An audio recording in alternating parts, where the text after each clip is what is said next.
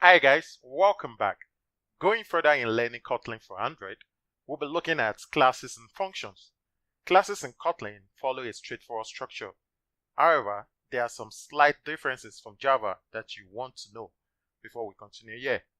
We're going to actually declare a class. First class, we've been declaring classes right there in the previous tutorial. Probably you don't know, but I'm still going to talk about how to declare a common class in Kotlin.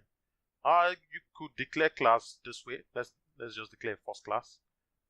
We have movie class declared earlier. We have the movies. Also, it's a class. It's a public class. But let's declare another kind of class. We're going to go to Kotlin file. Let's call it person.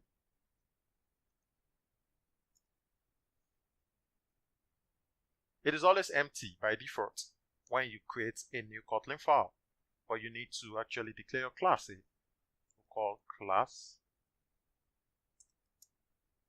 person.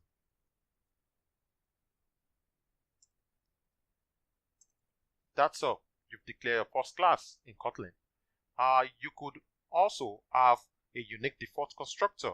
We can create extra constructors for some exceptional cases where you're going to actually create some parameters inside the constructor. So let's get to have parameters over here.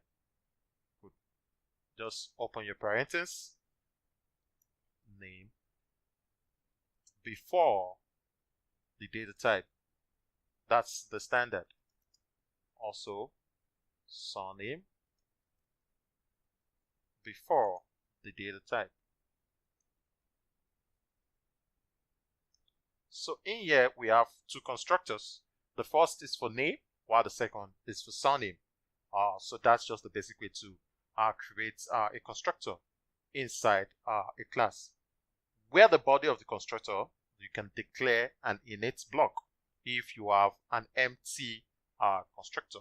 So you could actually declare init inside here by typing init. Voila, that's all. Now you could inherit in Kotlin just like the way you do when you're inheriting classes in Java. Classes are closed by default. Classes are all final in Kotlin, so you can only extend a class if it is explicitly declared as open or abstract.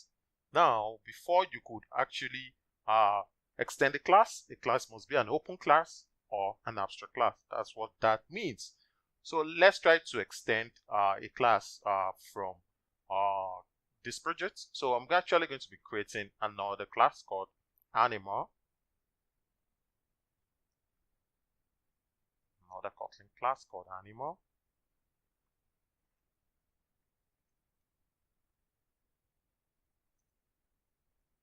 This time it's going to be an open. So it's either it's open or abstract. Animal.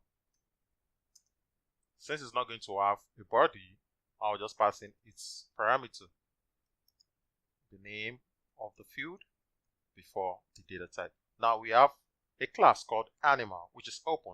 Now we're going to be extending animal from person.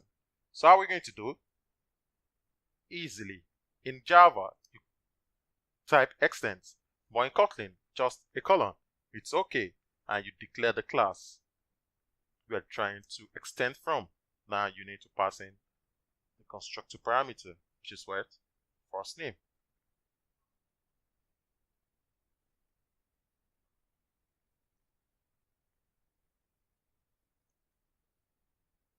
Over there. Do this.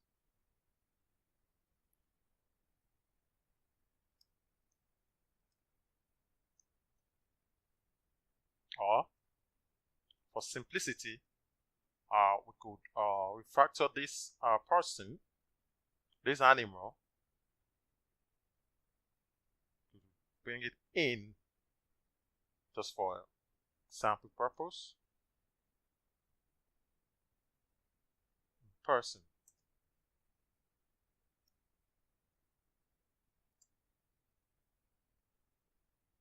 We're having it ready here. So we could easily delete from here.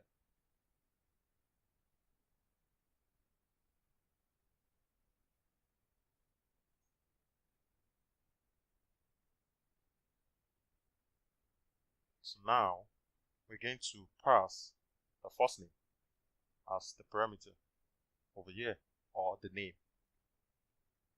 Let's call it name.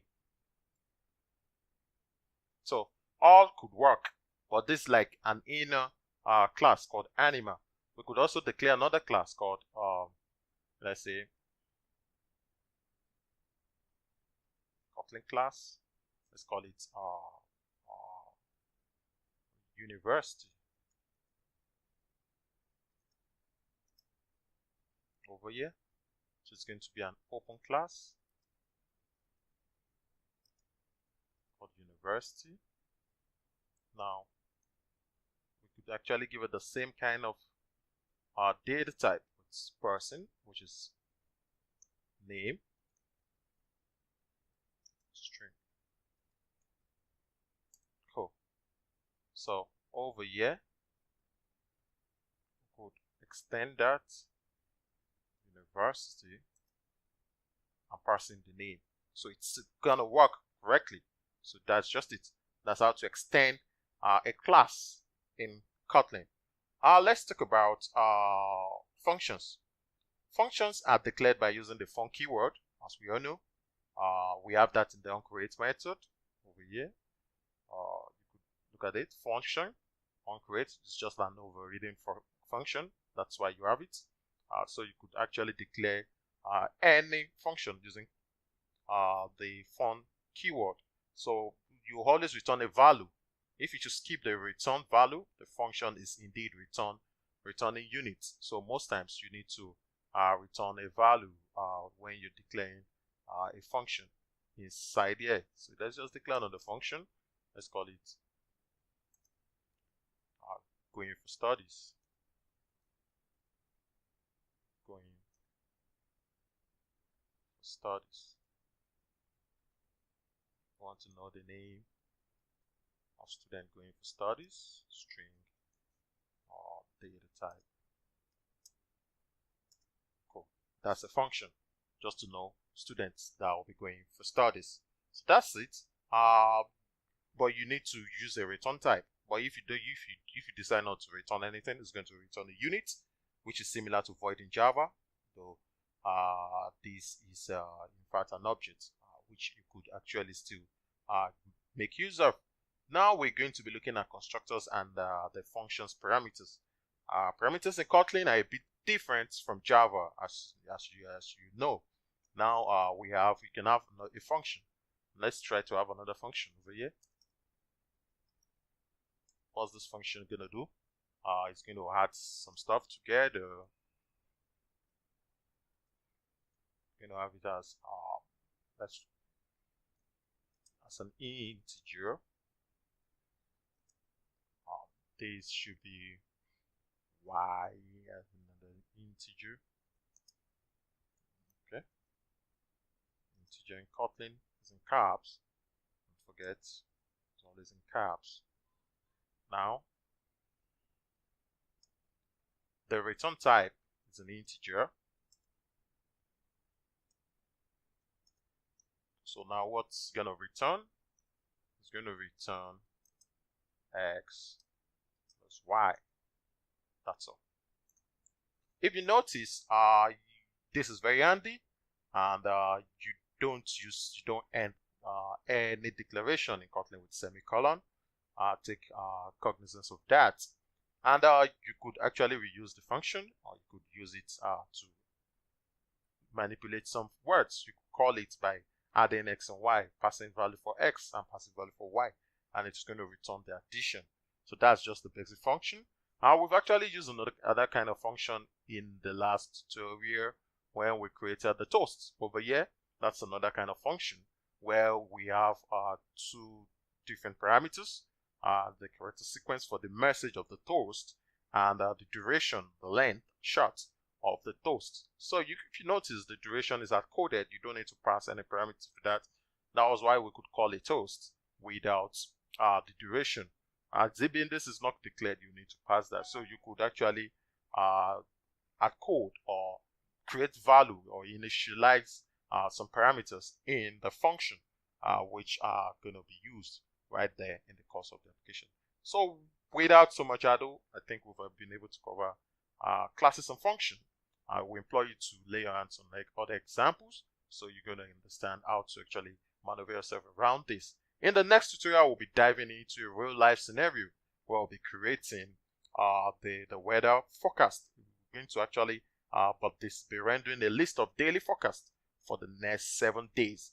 So we're going to actually declare the layout. We're going to create the recycler view and also mock a data that will be used and parse JSON, doing some tangible stuff and getting this displayed on the UI. So that will be the next tutorial. Don't go anywhere. Thank you very much.